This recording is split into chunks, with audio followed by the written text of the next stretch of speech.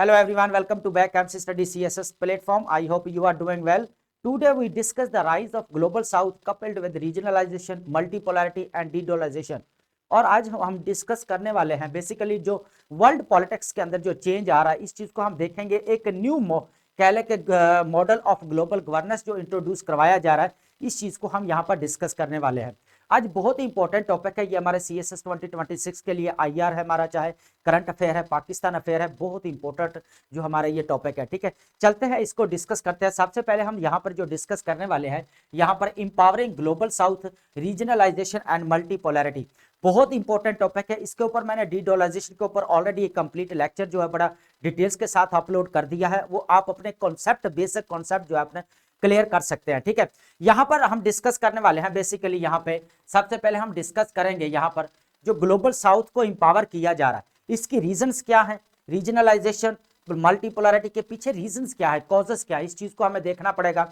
अगर जो इसको जो है वो डेवलप कर रहा है तो वो उसका पर्पसेस क्या है, आगे नेक्स्ट क्या करना चाहता हो। तो यहाँ पर आपको समझ लग गई है कि मैं ब्रिक्स की बात कर रहा हूँ। तो ब्रिक्स का जो बेसिकली आपको पता है कि ये 2009 के अंदर इसको जो है एस्टेब्लिश किया गया। ठीक है, अब अगर यहाँ पर बात करूं तो ये 5 कंट्रीज जो है एकदम से जो है वो कह ले कि एक वर्ल्ड पॉलिटिक्स के अंदर जो है चेंज लेकर आ रहे हैं। ठीक है, इस चीज को हम देखते हैं। उसके बाद हम देखेंगे कि इसकी पॉपुलेशन कितनी है, ये जीडीपी जो है वो कितना कंट्रोल करता है यहाँ पर दुनिया के अंदर, लैंड मास कितना कंट्रोल करता है, जीडीपी का ग्रोथ जो है वो इसकी कितनी है, इस चीज को हम देखेंगे।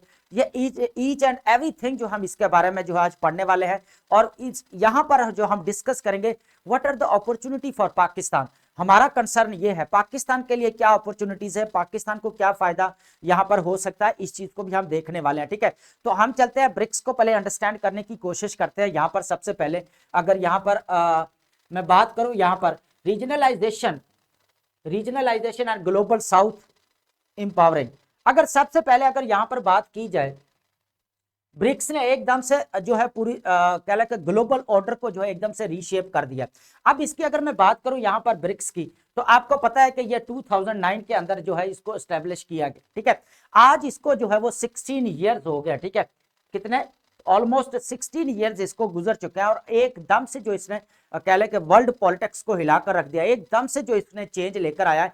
आपको पता है कि आज जो बातें की जा रही है मल्टीलैटरलिज्म की, रीजनलाइजेशन की या डीडोलाइजेशन की, तो वो सब किसने फाउंडेशन रखी, बेसिकली इन कंट्रीज ने रखी। यहां पर अगर देखा जाए तो आज अगर इसकी ब्रिक्स की बात करें, पहले तो 5 कंट्रीज ने एस्टेब्लिश किया, फिर 5 कंट्रीज जो है इसके साथ और मिल गया था, अब ऑलमोस्ट जो है 10 कंट्रीज है, बाकी भी काफी कंट्रीज ने जो है अप्लाई किया हुआ है। यहां पर अगर देखा जाए तो आपका इजिप्ट है, इथियोपिया, ईरान, UAE, तो ये कंट्री जो बेसिकली यहाँ पर इसको ज्वाइन करके रखा हुआ है इन्होंने। ठीक है, तो अब ये ऑलमोस्ट 10 मेंबर्स बन गया। तो अगर मैं बात करूं टोटल पॉपुलेशन की यहाँ पर ब्रिक्स की, तो ये 45 यहाँ पर लिखा जा सकता है 46%, 45 to 46% जो है वो पॉपुलेशन दुनिया की जो है ये कंट्रोल करता है। ठीक है, ब्रिक्स सिर्फ यहाँ पे। उसके बाद अगर मैं बात करूं जीडीपी की, यहाँ पर जीडीपी की बात करूं तो यहाँ पर 35% जो है जीडीपी जो है दुनिया का, जो वर्ल्ड जीडीपी की बात कर रहा हूं मैं, उसको ये कवर करता है। अगर यहाँ पर बात की जाए तो ऑलमोस्ट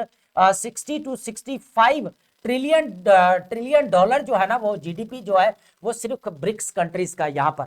ठीक है, तो ये बहुत इंपॉर्टेंट है। अगर लैंड मास की अगर मैं यहाँ पर बात करूं, लैंड मास पूरा जो है एरिया कवर किया हो तो यहाँ पे 25% जो है इसने यहाँ पर कवर किया हुआ है। ठीक है, यहाँ पर अगर जीडीपी अगर यहाँ पे थोड़ा और भी हो सकता है तो 36% पे भी यहाँ पर जा सकता है, तो ये है। ठीक है, तो इतना इसने जो है कवर किया हुआ। अगर इसके जीडीपी ग्रोथ की बात करें, IMF क्या बात कर रहा है यहाँ पर, ठीक है, उसके बाद अगर वर्ल्ड बैंक क्या बात कर रहा है यहाँ पर, ठीक है, उसके बाद अगर मैं बात करूं वर्ल्ड ट्रेड ऑर्गेनाइजेशन उसका क्या कहना, तो यहाँ पर अगर देखा जाए तो इसका जो यहाँ पर बनता है तो 4 to 5 कह लें कि % जो है इसका जीडीपी यहाँ पर ग्रोथ है इसकी। ठीक है, तो इतना ये कवर करता है दुनिया के अंदर। तो ये जो है वो रीजनलाइजेशन लाने में अपना बड़ा इंपॉर्टेंट रोल प्ले कर सकता है। मल्टीपोलैरिटी के ऊपर ये पूरा जो है वो कह लें कि फोकस किया हुआ, तो वो भी जो है ये इंश्योर करवा सकता है पूरे दुनिया के अंदर।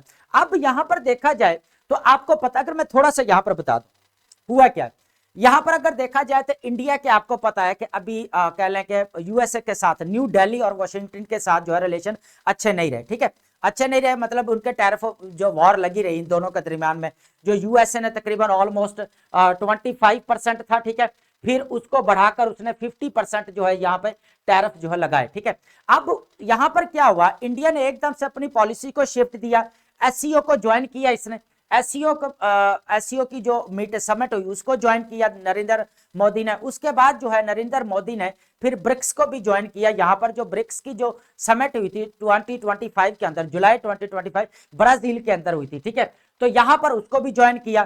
तो यहाँ पर अगर देखा जाए जो इंडिया ने यहाँ पर विजिट किया था चाइना के अंदर, तो चाइना और शी जिनपिंग के दरमियान में बड़ी अच्छी मीटिंग हुई और यहाँ पर जो एक बार फिर जो रिकैलिब्रेशन की बात की गई यहाँ पर। ठीक है, अब इशू क्या रहा, अब अगर मैं रीजन की बात करूं कि ब्रिक्स को ये क्यों करना पड़ा, सब कुछ है ना, इसके पीछे रीजंस क्या है, अगर मैं ये बात करूं तो अगर मैं सबसे पहले देखूं कि जो यूएसए का जो एक हेजेमोनियक बिहेवियर है ना पूरी दुनिया के ऊपर, डोमिनेंट जो एलिमेंट रखता है अपना ना, तो इसकी वजह से जो है क्या हुआ कि इन लोगों ने, जितने भी कंट्रीज थे, इन लोगों ने डिसाइड किया, इमर्जिंग इकोनॉमीज में आते हैं ये कंट्रीज, कि हम जो है यहाँ पर जो है अपने क्या लेके एक रीजनलाइजेशन लेकर आते हैं, रीजनल लेवल के ऊपर कनेक्टिविटी करते हैं, यहाँ पर हम ट्रेड करते हैं। अब हुआ क्या कि यहाँ पर चाइना ने क्या किया, चाइना ने बेसिकली बीआरएफ प्रोजेक्ट का जो है यहाँ पर, अब ये बीआरएफ प्रोजेक्ट का जो स्टार्ट किया गया इसको, तो ये आपको पता है ब्रिक्स के बाद स्टार्ट किया गया। तो अब यहाँ पे 6 कॉरिडोर जो है ये बनाने जा रहा है, यहाँ पर जो बन रहे ऑलरेडी उनके ऊपर इन्वेस्टमेंट की हुई है। उसके बाद अगर मैं बात करूं यहाँ पर ऑलमोस्ट 29 कह ले कि यहाँ पर जो पोर्ट्स हैं, ग्लोबल पोर्ट्स, उनके ऊपर भी जो है ये चाइना का यहाँ का कंट्रोल भी है और इन्वेस्टमेंट भी है। ठीक है, अगर 14 नेवल है, उसके बाद 17 इसकी अपनी ऑन करता है और इसके अपने कंट्रीज की जो पोर्ट्स है वो 30 प्लस भी आ गए, 20 to 30 प्लस जो है। ठीक है, तो यहाँ पर अगर देखा जाए तो यहाँ पर जो यूएसए ने क्या किया कि पूरी दुनिया के ऊपर ट्रेड जो टैरिफ लगाए। ठीक है, अब आपको पता है कि चाइना के दरमियान में असल जो गेम शुरू होती है ना रीजनलाइजेशन की, वो अगर देखा जाए तो चाइना और यूएसए के दरमियान में जो ट्रेड वॉर लगी रही है ना, अब ट्रेड वॉर की जो वजह से फिर जो है क्या हुआ कि इनके दरमियान में जो है काफी कंपटीशन बढ़ गया। तो यहाँ पर क्या हुआ, फिर चाइना ने जो है एकदम से अपने जितने भी रीजनल लेवल के ऊपर जितने भी थे ना, कह ले के आसियान है चाहे इसका, ठीक है, उसके बाद एपेक हुआ या समिट हुई है, उसके बाद अगर मैं बात करूं एससीओ की, ब्रिक्स की, तो यहाँ पर जो चाइना ने फिर अपना इन्फ्लुएंस क्रिएट किया और यहाँ पर जो 6 कॉरिडोर जो लग रहे हैं, ये इसने बोला कि मैं रीजनल कनेक्टिविटी सारी करता हूं, रीजनल कनेक्टिविटी करने के बाद फिर जो है यहाँ पर मैं जो है अपना ट्रेड करूंगा। अब यहाँ पर एक और बड़ी इंटरेस्टिंग बात है, आपको पता है 15th ईयर जो है अभी 15th जो कह ले के 5 ईयर प्लान, जो 15वां कह ले के 5 ईयर प्लान इंट्रोड्यूस करवा ये चाइना ने 2026 से 2030 तक को, इसका बेसिकली ये था कि हम अपने कंट्रीज में कुछ रिफॉर्म्स करेंगे, कुछ जो है डेवलपमेंट लेकर आएंगे, जो हम रीजनल लेवल के ऊपर काम कर रहे हैं ना, उसके जो हमारे जो कह ले के प्लान्स है वो फुलफिल हो सके। ठीक है, उसके लिए उसने स्ट्रेटेजीज बनाई है कि अगर हम नेशनल लेवल के ऊपर पहले हमें जो है अपने कवर करना पड़ेगा, उसके बाद हम जो रीजनल लेवल के ऊपर बीआरआई प्रोजेक्ट है चाहे हमारा। अब यहाँ पर बात करूं तो यहाँ पर चाइना ने कौन कौन से इनिशिएटिव लिया है, यहाँ पर मैं इस चीज को थोड़ा सा यहाँ पर बताना चाहूंगा बेसिकली। ठीक है, अब यहाँ पर इनिशिएटिव की मैं बात करूं तो चाइना ने यहाँ पर आपको पता है कि ग्लोबल गवर्नेंस इनिशिएटिव लिया हुआ। ठीक है, ग्लोबल कह ले के सिविलाइजेशन इनिशिएटिव लिया हुआ है, ग्लोबल सिक्योरिटी इनिशिएटिव लिया हुआ है। ठीक है, उसके बाद यहाँ पर ये उसके बाद ग्लोबल डेवलपमेंट इनिशिएटिव लिया हुआ है। तो ये चाइना ने बेसिकली इनिशिएटिव लिया हुआ है कि रीजनल लेवल के ऊपर जो है कैसे कनेक्टिविटी को बढ़ाया जा सकता है। एक ही पर्पस है कि रीजनल लेवल के ऊपर मेरी कनेक्टिविटी बढ़े, ताकि मेरे, आपको पता है चाइना के साथ जिसके भी कंट्री होंगे ना रिलेशन होंगे, तो समझो कि चाइना की एक्सपोर्ट्स उसकी तरफ ज्यादा बढ़ेगी।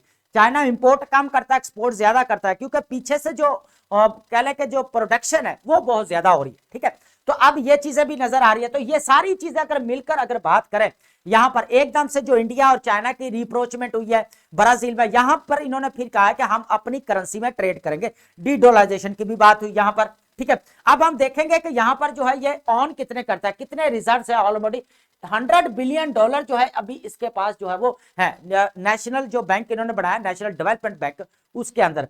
अब यहां पर हम बात कर रहे हैं जो basically new model of global governance. ठीक है, यहां तक समझ आ गई है सारी चीजों की, कितने परसेंटेज है, ये परसेंटेज बहुत ज्यादा इंपॉर्टेंट है, इनको प्लीज नोट डाउन करते जाइएगा आप। ठीक है, अब हम बात कर देंगे यहां पर थोड़ा मैं एग्रीकल्चर का बता दूं, तो एग्रीकल्चर का जो ये कंट्रोल करता है ना, अगर दुनिया के अंदर 45% जो है एग्रीकल्चर का ये कवर करता है।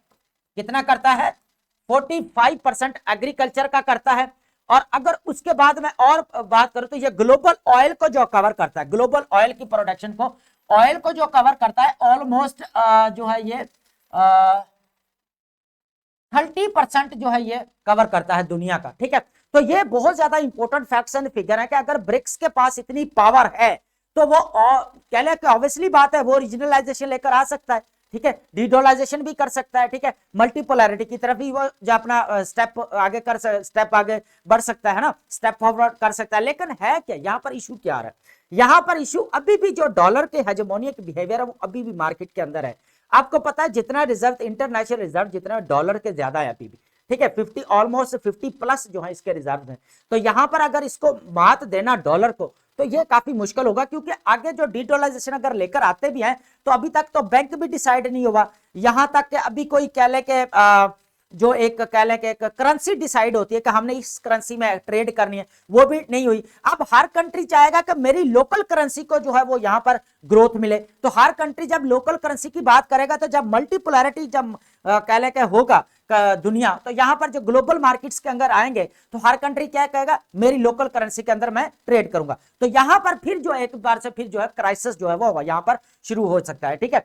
तो उसके बाद अगर हम यहां पर बात करें new model of global governance की, सबसे पहले अगर बात की जाए सॉवरेनिटी एंड इक्वलिटी, ठीक है, ब्रिक्स का जो पर्पस रहा, अब एससीओ की भी अगर साथ बात करें तो उसका भी ये बहुत ज्यादा इंपॉर्टेंट रोल है इसके अंदर, ठीक है। वो भी चाइना के ऑब्वियसली बात है बनाई है, 2001 में उसको बनाया गया, ऑलमोस्ट उसको एस्टेब्लिश जो किया गया वो 1996 के अंदर किया गया। उज्बेकिस्तान मिलने के बाद उसका नाम चेंज किया, 2001 के अंदर उसको बना दिया गया, एस्टेब्लिश कर लिया गया, ठीक है। अब वो भी चाइना, अब यहां पर देखा जाए हम जो बात कर रहे हैं सॉवरेनिटी इक्वलिटी, अब यहां पर सबसे पहले जो पर्पस है यहां पर रीजनलाइजेशन लाने का ब्रिक्स का, उसका ये है कि जो सॉवरेनिटी को प्रोटेक्ट करना, ठीक है, क्या करना, हर स्टेट की सॉवरेनिटी को प्रोटेक्ट करना, उसको इक्वली जो है मार्केट्स के अंदर लेकर चलना, ठीक है।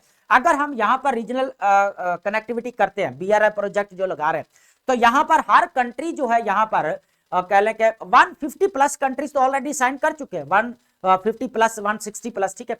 अगर यहां पर मैं बात करूं तो वो चाहते हैं कि हर जितने भी कंट्री इसके अंदर इन्वॉल्व होंगे, कनेक्ट करेंगे, तो वो अपनी ट्रेड जो है यहाँ पर इजीली कर सकते हैं। तो यहाँ पर इक्वली जो है वो बात की जा रही है। लेकिन यहाँ पर अगर देखा जाए जिस तरह जो है चाइना का पोर्ट्स के, ग्लोबल पोर्ट्स के ऊपर जो डोमिनेंस है, हेजमनी है, रेयर अर्थ मिनरल्स को 59% कवर करता है, प्रोडक्शन इसकी है, ठीक है। उसके बाद 80 to 90% इसकी रिफाइनिंग जो है वो पावर है इसकी चाइना की, रेयर अर्थ मिनरल की मैं बात कर रहा हूँ। तो इसकी मुझे स्टेटमेंट एक बड़ी याद है कि इसने बोला था कि मिडिल ईस्ट के पास अगर ऑयल है ना तो हमारे पास रेयर अर्थ मिनरल्स है, और आज वही टेक इंडस्ट्रीज में यूज किए जाते हैं, है ना। तो यहां पर अगर मैं बात करूं, फिर ये सॉवरेनिटी इक्वलिटी की बात आ गई। इकोनॉमिक कोऑपरेशन, हमेशा से अगर आप चाइना की पॉलिसी को देखें तो हमेशा चाइना की जो पॉलिसी रही है जियो इकोनॉमिक रही है। इसका एक ही पर्पज है कि हमने अपनी रीजनल कनेक्टिविटी करनी है, अपनी प्रोडक्शन को बढ़ाना है, और अपनी प्रोडक्ट्स को जो है जो रीजनल लेवल के ऊपर सेल आउट करना। अब जो भी चाइना के साथ रिलेशंस रखेगा तो उसको जो है यहां पर ट्रेड डेफिसिट का सामना करना पड़ेगा, ट्रेड सरप्लस नहीं कर सकता, है ना। उसकी रीजन क्या है, क्योंकि चाइना की जो प्रोडक्शन बहुत ज्यादा पीछे से जो है ना, प्रोडक्शन बहुत ज्यादा बढ़ गई, तो प्रोडक्ट्स जो मार्केट्स के अंदर वो ज्यादा एक्सपोर्ट करेगा, इंपोर्ट कम करेगा, है ना। तो यहां पर अगर देख लें तो इंडिया यूएसए के साथ जो रिलेशन, आप इंडिया का ट्रेड सरप्लस रहता है अगर यूएसए के साथ वो क्या करता है, विजिट ट्रेड करता है। लेकिन अगर वो चाइना के साथ करेगा तो वो ट्रेड डेफिसिट हो जाएगा, क्योंकि इंडिया को इंपोर्ट ज्यादा करना पड़ेगा और जो एक्सपोर्ट है वो कम हो जाएंगी। तो यहां पर फिर इकोनॉमी को जो है वो खतरा है, यहां पर फिर इकोनॉमिक क्राइसिस है। तो यहां पर अगर बात की जाए तो इकोनॉमिक कोऑपरेशन जो BRI प्रोजेक्ट है आपका, CPEC भी है पाकिस्तान के अंदर, तो रीजनल कनेक्टिविटी हो रही है। तो यहां पर फिर क्या है कि हर कंट्री को इक्वली राइट है कि वो जो है अपनी ट्रेड कर सकता है, ठीक है, ये रूट्स यूज करके, ठीक है। उसके बाद अगर बात करें मल्टीपोलैरिटी की, अब मल्टीपोलैरिटी हर स्टेट को अपना हक है जीने का, है ना। यहां पर यह नहीं है कि आपका किसी हेजेमोनियक बिहेवियर है, जैसे आपका IMF, वर्ल्ड बैंक, इन लोगों का जो है एक हेजेमोनियक इन्फ्लुएंस रहता है फॉरेन पॉलिसी के अंदर। अगर मल्टीपोलैरिटी के वो अंदर आता है तो यहां पर वो कहते हैं कि मल्टीपोलैरिटी हर स्टेट का अपने जो है वो अपने राइट्स हक है, वो अपने नेशनल इंटरेस्ट के लिए फॉरेन पॉलिसी बनाए यहां पर। तो यहां पर क्या होगा कि हर कंट्री को एक किस्म का जो है वो क्या मिल गया, फ्री मिल गया, है ना, फ्रीडम मिल गया, है ना। तो यहां पर वो रीजनल लेवल के ऊपर जो फ्रीडम के साथ जो अपनी ट्रेड कर सकता है यहां पर, ठीक है। तो एक चीज तो ये है रीजनल रीजनलाइजेशन आपको पता है कि रीजन के साथ कनेक्टिविटी करना, एक ऐसा मतलब जो है ना वो कह ले कि चेन बनी हो ना, कड़ी के साथ कड़ी जो जुड़ी हुई है, इस चीज को मैं बोला हुआ है कि यहां पर बोलता हूं कि एकदम से जो रीजनल कनेक्टिविटी कर रहा है ना, चाइना की बड़ी मास्टरमाइंड है ना, बड़ा ही मास्टरमाइंड है और बड़ी बड़ी प्लानिंग है उसकी। तो वो मैंने पहले बताया कि उसका जो ट्रेड बहुत ज्यादा, उसका मतलब प्रोडक्ट्स बहुत ज्यादा है, तो वो ट्रेड करेगा अपने, ऑब्वियसली बात है, अपनी ट्रेड बढ़ाएगा, है ना, इंपोर्ट कम करेगा, एक्सपोर्ट ज्यादा करेगा। तो यहाँ पर हर कंट्रीज के पास ये होगा कि हम अपनी जो है वो ट्रेड कर सकते हैं, अपने ट्रेड रूट्स को यूज कर। अब पाकिस्तान के साथ जो है वो सेंट्रल एशिया के साथ कासा का प्रोजेक्ट कौन नहीं आप जानता, अच्छी तरह आपको पता है, इन सेंट्रल एशिया का कनेक्टिविटी होती है यहाँ पर। उसके बाद ट्रांस अफगानिस्तान के साथ जो रेलवे प्रोजेक्ट है वो बहुत बड़ा प्रोजेक्ट है, सेंट्रल एशिया के साथ पाकिस्तान को लिंक करता है यहाँ पर। तो यहाँ पर अगर देखा जाए तो सबसे पहले अगर देखा जाए यहाँ पर तो सॉवरेनिटी इक्वालिटी ब्रिक्स का जो है पूरा कर रहा है, यहाँ पर जो डेवलप कर रहा है चीजों को, यहाँ पर साउथ को इंपावर कर रहा है। तो वो क्या है, सबसे पहले सॉवरेनिटी इक्वालिटी, उसके बाद इकोनॉमिक कोऑपरेशन होना चाहिए, मल्टीपोलैरिटी, हर जो है कंट्री को अपनी आजादी हासिल है, वो अपना ट्रेड कर सकता है, रीजनलाइजेशन के रीजन कनेक्टिविटी होनी चाहिए, यहाँ पे टेररिज्म को खत्म करना चाहिए, यहाँ पर जितने भी सिक्योरिटी चैलेंजेस है रीजनल लेवल के ऊपर वो खत्म होने चाहिए। यहाँ पर होगी, यहाँ पर समझ आ गई न्यू वर्ल्ड ग्लोबल ऑर्डर जो है या new model of global governance जो है बेसिकली ये है जो ब्रिक्स इंट्रोड्यूस करवाना जा रहा है, ठीक है। अब यहाँ पर बात करूं मैं, बड़ी इंटरेस्टिंग बात है यहाँ पर, फाइनेंशियल इंजन फॉर फ्यूचर अगर देखा जाए तो ब्रिक्स ने जो कह ले कि एक न्यू डेवलपमेंट बैंक बनाया है जो आपका 100 बिलियन, वहां पे मैं नेशनल सॉरी बोला था, न्यू है तो न्यू डेवलपमेंट बैंक बनाया तो $100 बिलियन जो अभी रिजर्व पड़े हैं उधर, ठीक है। अगर यहाँ पे मैं बात करूं, इंटरेस्टिंग जो बात है यहाँ पर ट्रायंगल बन चुका है एकदम फिर। अब किस चीज का बना, जैसे यहां पर बना था ना पाकिस्तान चाइना और बांग्लादेश के दरमियान में, किसके अराउंड बना, बेसिकली इंडिया के। तो यहां पे ट्रायंगल बना ना बांग्लादेश चाइना और पाकिस्तान का। अब यहां पे ट्रायंगल किसका बन गया, यहां पे इन तीनों का किसके अराउंड बन गया, यहां पर इसके अराउंड, यूरोपीय यूनियन के, एससीओ भी चाइना, ठीक है, उसके बाद ब्रिक्स भी चाइना, आसियान भी जो है यहाँ पर रीजनलाइजेशन के ऊपर है। तो यहां पर अगर तीनों को देखा जाए तो इसके ऊपर जो है ये एक किस्म का ट्रायंगल जो है यहां पर बन चुका है, ठीक है। अब एससीओ भी है, ब्रिक्स भी है, आसियान भी है, तो इनका जो है एकदम से यूरोपीय यूनियन के ऊपर जो है एकदम से जो ट्रायंगल की तरह जो है ऐसे बन चुका है। अब ये अब बड़ी देखे ना कैसे जो है एकदम से अब मल्टीपोलैरिटी या रीजनलाइजेशन क्यों ना हो, है ना, अब तो होगी। उसकी वजह यह है कि चाइना ने अपना नेटवर्क कितना स्ट्रॉन्ग किया है कि रीजनल लेवल के ऊपर जितने भी अपने कह ले के BRI जो प्रोजेक्ट इसका इंपॉर्टेंट रोल है वो बड़ा कह ले के अपना इंपोर्टेंस है, उसकी एक सिग्निफिकेंस है कि कैसे उसने जो है एक पूरे जो एशिया को ऐसे कनेक्ट कर रहा है ना। तो यहां पर देखा जाए तो ये चीज है एज ए ट्रायंगल जो है इसके अराउंड बन चुका है। तो ये जो यहां पर फिर पॉसिबिलिटी तो है ना मल्टीपोलैरिटी की, रीजनलाइजेशन की, ठीक है, ग्लोबल साउथ को जो इंपावर करना, तो ये अच्छी बात है, राइट से करना भी चाहिए। उसके बाद अगर मैं बात करूं यहां पर पाकिस्तान के लिए क्या अपॉर्चुनिटी है, ये इंपॉर्टेंट चीज है। यहां पर हमें जो अंडरस्टैंड करना ना CSS एग्जाम के लिए, करंट अफेयर, पाकिस्तान अफेयर, चाहे हमारा इंटरनेशनल रिलेशन है, तो ये हम यहां पर इसका पूरा आपका CSS में ब्रिक्स का अगर बात हो ना तो आपका CSS कंप्लीट नहीं हो सकता, है ना। तो यहां पे कंप्लीट मतलब ये नहीं कह रहा कि नहीं हो सकता, मैं ये कह रहा हूं कि ब्रिक्स का एक ऐसा टॉपिक है कि जिसको आपको कहीं ना कहीं पे आपको रेफरेंस देना पड़ेगा, चाहे आपका ऐसे है, चाहे आपका करंट अफेयर है, चाहे पाकिस्तान अफेयर, चाहे इंटरनेशनल रिलेशन है, चाहे पॉलिटिकल साइंस है, आपको जो है यहां पर जो है ब्रिक्स का रेफरेंस देना पड़ेगा, है ना, क्योंकि इसका जो है ना अब टॉपिक ही ऐसा है कि रीजनलाइजेशन, मल्टीपोलैरिटी, उसके बाद डीडोलाइजेशन, पूरा एकदम से जो है वो कह लें कि उसके बाद ट्रायंगल बन गया है, ठीक है। तो अब यहां पर ये चीजें जो है डेवलप हुई। यहां पर अगर मैं बात करूं पाकिस्तान, सबसे पहले तो अगर देखा जाए तो चाइना के साथ तो पाकिस्तान के कह लें कि बहुत ज्यादा अच्छे रिलेशन है, ठीक है। यहां पर अगर मैं बात करूं नेक्स्ट अगर बात करूं तो सऊदी अरेबिया के साथ भी अच्छे रिलेशन है क्योंकि वो भी उसका मेंबर बनने जा रहा है, ठीक है। अब यहां पर बात की जाए, पाकिस्तान के पास है CPEC, सबसे बड़ी जो बात है वो CPEC। अब CPEC जो आपको पता है 62 बिलियन का जो है वो डॉलर का जो है ये प्रोजेक्ट था जो साइन किया गया था बेसिकली आपका कितने पे, 46 बिलियन डॉलर पे ये साइन किया गया था, लेकिन आज जो इसकी 62 है, लेकिन अब जो है 65 जो है वो बिलियन डॉलर तक ये पहुंच चुका है। लेकिन अगर मैं अभी की बात करूं यहां पर तो 8 पॉइंट समथिंग जो है यहां पर बिलियन डॉलर जो है अभी CPEC जो फेज 2 के लिए जो है यहां पर एग्रीमेंट किया गया।